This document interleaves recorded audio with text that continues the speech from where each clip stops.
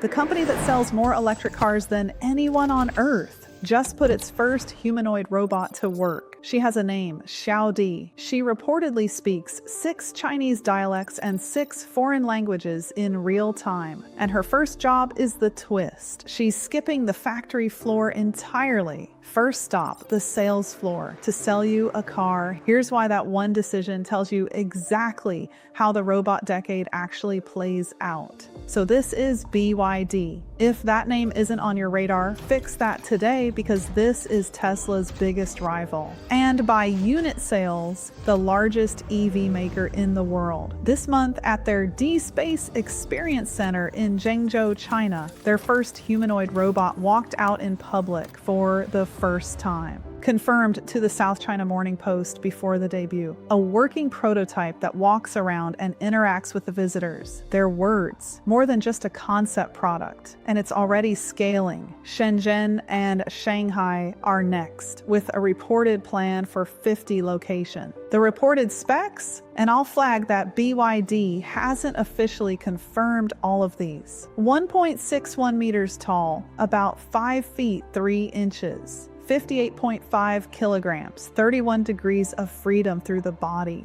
Real-time translation across 6 Chinese dialects and 6 foreign languages. The teaser poster they put up in July is honestly my favorite detail of the whole story. No specs, no performance claims, just a silhouette in a halo of light and one line. A new friend wants to meet you. That line gave me chills, and I want to be precise about why. That's hospitality language. Someone at BYD wrote marketing copy designed to make you feel comfortable near a machine that's shaped like a person, which means the hard problem they're working on isn't walking. Boston Dynamics solved walking. They're working on whether you'll trust it. Now, the obvious question, why is a car company building robots at all? Follow the parts list. A humanoid robot is batteries, electric motors, control electronics, sensors, and precision mass manufacturing. Read that list again slowly. That's a car. BYD makes every one of those components in-house at a scale almost no company on the planet can match. They started as a battery manufacturer in 1995 before they ever built a vehicle. They've had an embodied intelligence team since 2022 and stood up a dedicated humanoid robotics lab in late 2024. So the carmaker tries a side project framing, has it backwards. A humanoid robot is basically a car that stood up. The supply chain transfers almost completely, and it's why the entire Chinese auto industry is moving at once.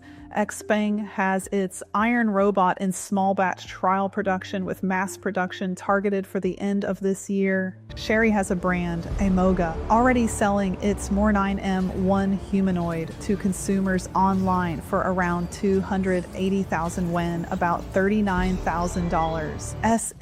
SAIC-GM has wheeled humanoids working battery assembly lines right now. Here's the scale number that stopped me cold. China produced roughly 20,000 humanoid robots in all of 2025. In the first half of 2026 alone, more than 40,000, with the full year expected to pass 100,000. The curve isn't creeping up, it's snapping upward. Some of you have been here since my China Ex Machina video. The human-like face robots that did 50,000 views on this channel. I said then that China's real advantage is the manufacturing base underneath every single robot. This story is that thesis growing legs, literally. The country that builds the world's cars is converting that same industrial muscle into building the world's robot workforce. And the auto price war is forcing them to do it fast. Fast is the part you can still control. Inside First Movers Labs, we track shifts like this every single week. and turn them into playbooks you can run in your business the same day. Use code FIRSTMOVER at firstmovers.ai/labs to save $50 every month. Okay, now the layer I promised in the hook, because I think it's the actual story. BYD is putting its first robot in the showroom. Customer facing. Stella Lee, their executive vice president, told Business Insider she wants 2 or 3 robots in every BYD store, greeting customers and explaining the cars. And she expects the technology for robot sales advisors to be ready for real-world use within a year or 2. And the roadmap goes further. Supermarkets, malls, and warehouses in the medium term, then homes. For a decade, every serious forecast said the same thing. Robots take the dangerous, dirty, repetitive jobs first. Warehouses, welding, the stuff nobody wants. Human connection jobs were supposed to be the safe high ground, the last thing automated. The biggest EV company on earth just bet the opposite direction. First public deployment, talking to customers. And when you think about it from their side, it's brutally logical. A showroom is a controlled environment. Flat floors, good lighting, predictable scripts, and every conversation is a marketing event. A robot that sells the car is the demo of the car company's technology. And the bar for success in a showroom is charming. The robot just has to outcharm a brochure. Now, the skeptics have real ammunition here, and I'd be lying to you if I skipped it. BYD's sales dropped 15.7% in the first half of this year,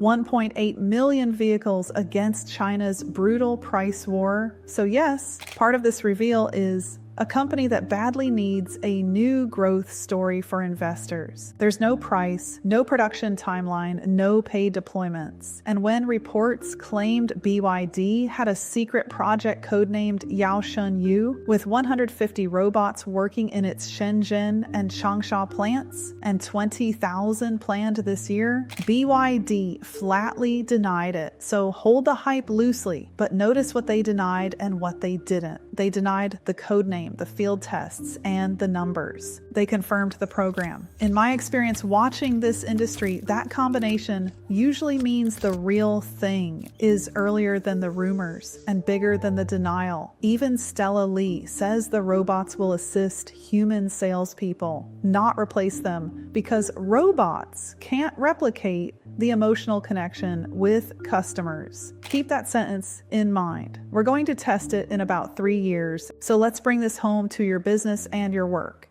because there are 2 takeaways I don't want you to miss. First, the pattern. Watch which jobs get automated first in real deployments versus which ones we predicted. The predictions said manual labor. The deployments say structured customer interaction, scripted conversations in controlled environments.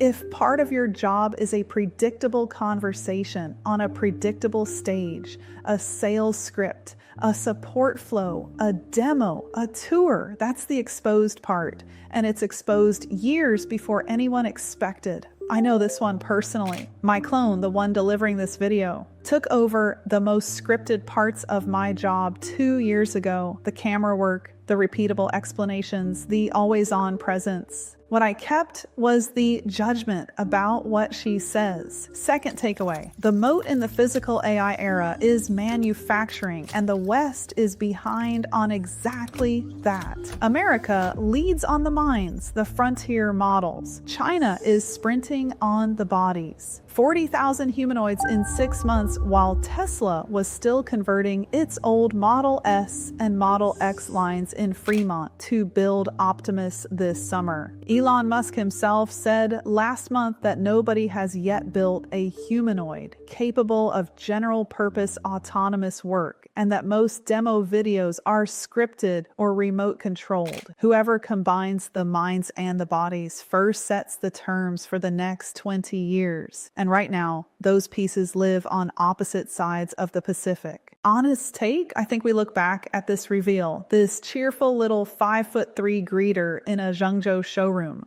The way we look back at the first iPhone keynote, underpowered, easy to mock, obviously a demo, and obviously in hindsight, the moment the category walked into public life and started shaking hands. Here's the thought I want to leave you with. Xiao's whole job is to be pleasant, to greet you, chat in your dialect, make a machine feel like a colleague. Millions of dollars of engineering aimed at trust. Trust is earned by track record and character, and machines will get very, very good at simulating both. And we already lost the outproducing race in showrooms and everywhere else. The people who win the next decade understand these systems deeply enough to direct them. And they've done the work on the one thing no robot can carry for you, knowing what you actually stand for when the machine asks what it should say next. The robots are learning to sell. Make sure you're the one deciding what's worth selling.